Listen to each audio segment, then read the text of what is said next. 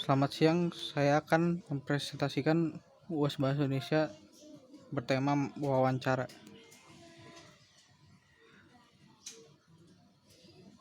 Saya dari Universitas Wiyata Mandala School of Business. Materi yang saya akan bawakan adalah wawancara. Nama saya adalah Nicholas Sanusi. Lalu NIM saya 202011580009. Nama dosen pengajar saya yaitu Novia Angela M.PD. Wawancara. Apa itu wawancara? Wawancara merupakan sebuah kegiatan tanya jawab yang dilakukan dua individu atau lebih untuk mendapatkan sebuah informasi, pendapat, data, dan keterangan. Seseorang yang memberikan pertanyaan disebut dengan pewawancara. Adapun orang yang menjawab pertanyaan atau memberikan informasi disebut dengan narasumber.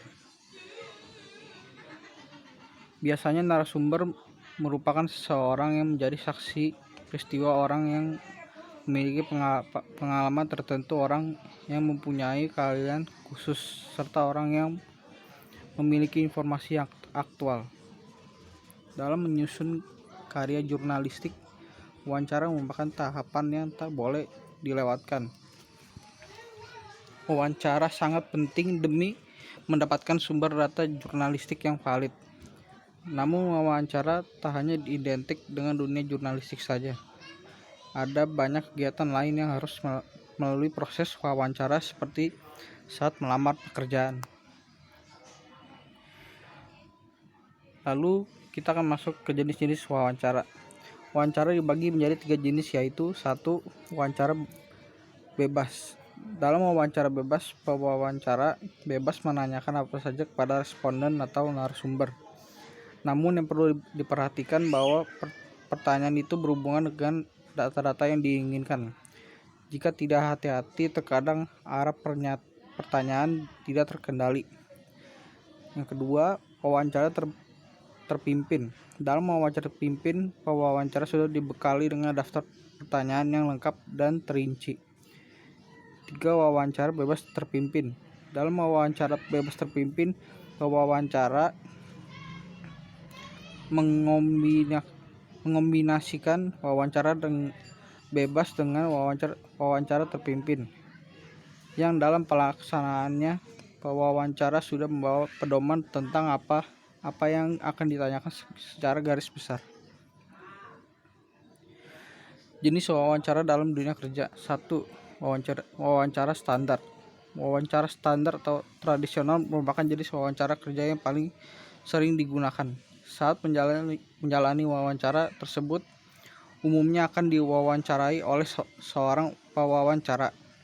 Orang yang jadi pewawancara tersebut bisa seorang staf personalia, manajer departemen, atau utusan departemen.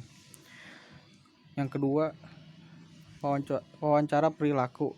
Wawancara perilaku fokus pada perilaku masa lalu narasumber untuk memprediksi perilaku masa depan. Sejumlah perusahaan menyukai jenis wawancara ini karena mereka menganggap perilaku sangat memengaruhi kinerja seseorang. 3. Wawancara situasional. Berbeda dengan wawancara perilaku, wawancara situasional fokus pada kinerja masa depan narasumber. Umumnya pewawancara kerja akan memberi narasumber sebuah masalah dan bertanya bagaimana cara menyelesaikan masalah tersebut. Bentuk-bentuk wawancara. Bentuk-bentuk wawancara antara lain: 1. Wawancara berita dilakukan untuk mencari bahan berita. Kedua, wawancara dengan pertanyaan yang disiapkan terlebih dahulu. Ketiga, wawancara telepon, yaitu wawancara yang dilakukan lewat pesawat telepon. Keempat, wawancara pribadi. Kelima, wawancara dengan banyak orang. Keenam, wawancara dadakan atau mendesak. Ketujuh, wawancara kelompok, di mana serombongan wartawan mewawancarai seorang pejabat, seniman, olahragawan, dan sebagainya. Sikap-sikap yang harus dimiliki pewawancara. Saat melakukan pewawancara harus dapat menciptakan suasana agar tidak kaku sehingga responden mau menjawab pertanyaan-pertanyaan yang diajukan. Untuk itu, sikap-sikap yang harus dimiliki seorang pewawancara adalah sebagai berikut. 1. Netral, artinya pewawancara tidak berkomentar untuk tidak setuju terhadap informasi yang diutarakan oleh responden, karena tugasnya adalah merekam seluruh keterangan dari responden, baik yang menyenangkan atau tidak. Yang kedua adalah ramah, artinya pewawancara menciptakan suasana yang mampu menarik minat si responden. Ketiga, adil, artinya pewawancara harus bisa memperlakukan semua responden dengan sama. Pewawancara harus tetap hormat dan sopan kepada semua responden bagaimanapun keberadaannya. Yang terakhir, keempat, yaitu hindari ketegangan. Artinya pewawancara harus dapat menghindari ketegangan. Jangan sampai responden sedang dihakimi atau diuji. Kalau suasana tegang, responden berhak membatalkan pertemuan tersebut dan meminta pewawancara untuk tidak menuliskan hasilnya. Pewawancara harus mampu mengendalikan situasi dan pembicaraan agar terarah.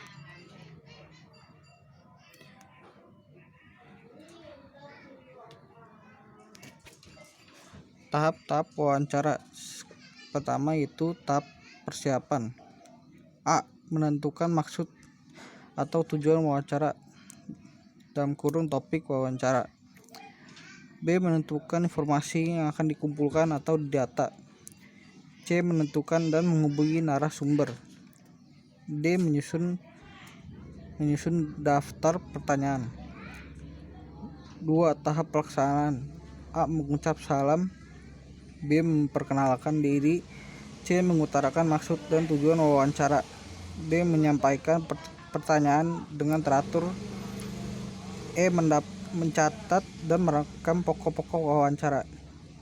F. Mengakhiri dengan salam dan meminta kesediaan narasumber untuk dapat dihubungi kembali jika ada yang perlu dikonfirmasi atau dilengkapi. Ketiga, yaitu tahap penyusunan hasil wawancara. Laporan wawancara terdiri dari bagian-bagian sebagai berikut. A. Tema atau topik wawancara. B. Tujuan atau maksud dari wawancara. C. Identitas narasumber. D. Ringkasan isi wawancara. Wawancara dapat ditulis dalam bentuk dialog atau dalam bentuk narasi. Lalu ini daftar pusaka materi presentasi. Terima kasih. Maaf bila ada salah-salah kata dan kurangnya presentasi yang saya presentasikan. Terima kasih.